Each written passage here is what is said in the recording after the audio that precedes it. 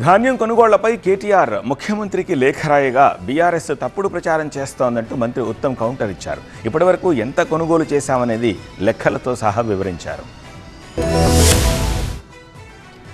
పంటల కొనుగోళ్లపై ఎందుకీ నిర్లక్ష్యమంటూ రైతుల సమస్యలపై సీఎం రేవంత్ రెడ్డికి కేటీఆర్ లేఖ రాశారు. రైతుల ప్రాణాలు పోతున్నా పంటలు కొనరా అంటూ ప్రశ్నించారు. కొనుగోలు కేంద్రాలు కుప్పకూలుతున్నా ధాన్యం తగలబెట్టుకున్నా స్పందించరా అని విమర్శించారు. చివరకు గన్ని బ్యాగులు కూడా ఇచ్చే పరిస్థితి లేదని, రైతులే కొనుక్కుంటున్నారని ఆరోపించారు. రాష్ట్రంలో రైతులు ఎక్కని రోడ్డు లేదని, రాబోయే రోజుల్లో కాంగ్రెస్ సర్కారుకు రైతులే గోరి కడతారని లేఖలో తెలిపారు. కేటీఆర్ పై మంత్రి ఉత్తమ్ కుమార్ రెడ్డి మండిపడ్డారు. కేటీఆర్ రైతులను తప్పుదోవ పట్టిస్తున్నారని, అబద్దాల రాజకీయాలకు బీఆర్ఎస్ పెట్టింది పేరని విమర్శించారు. ధాన్యం కొనుగోలులో చారిత్రాత్మక రికార్డు సాధించామని తెలిపారు.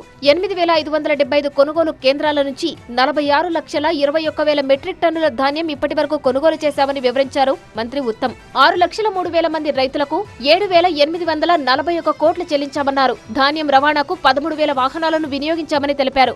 18.3 కోట్ల గన్ని బ్యాగులు ప్రభుత్వం దగ్గర ఉన్నాయని, కేటీఆర్ అబద్దపు ప్రచారాలు మానుకోవాలని సూచించారు.